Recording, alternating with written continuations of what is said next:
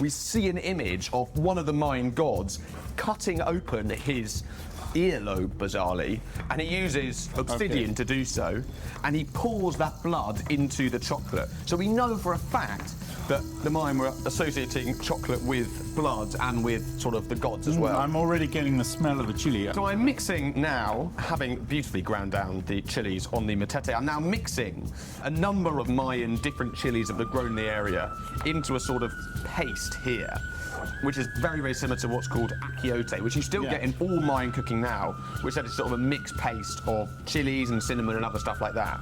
And what I'm going to do is we're going to pour in. We're going to add the chocolate mixture now, of chocolate and hot water, which you beautifully ground. Yes.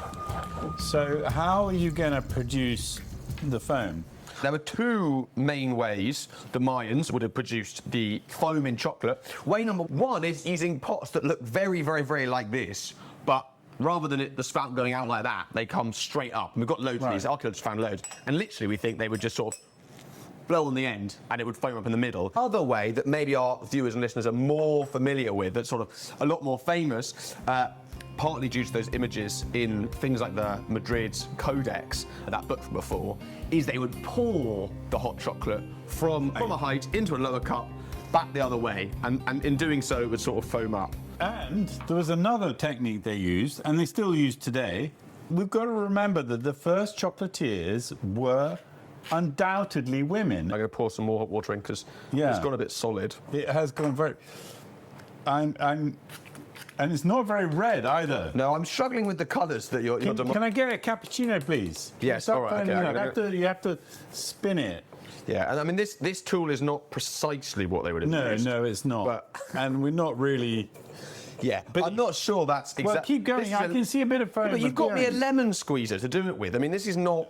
It's not ideal. But what do you want me to do here? They did actually do it exactly like that, with a bigger stick. Yeah, with a different tool they would have done. A different tool, but it's actually kind of working. Yeah, I mean, it's mixing. I want to sort of mix it first. Yeah. I mean, can I say that is more red than any other colour? You're giving it to, in preparation for human sacrifice. And this is the obsidian that I'm talking about.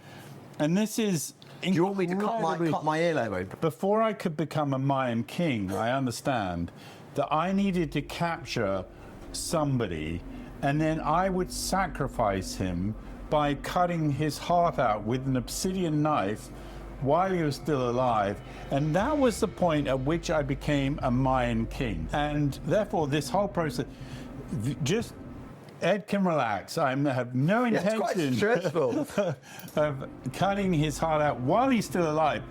And I would calm you down if you were getting a little stressed by giving you chocolate. They actually felt it was an important part of the ceremony that you were calm when it happened. Well, we know even the Olmecs, we know from last week's episodes that we found pots and pot shards with cacao remnants on at the sites of human sacrifice. So we do know these things were super connected even before the Mayans, even in the kind of the period of the Olmecs. Right.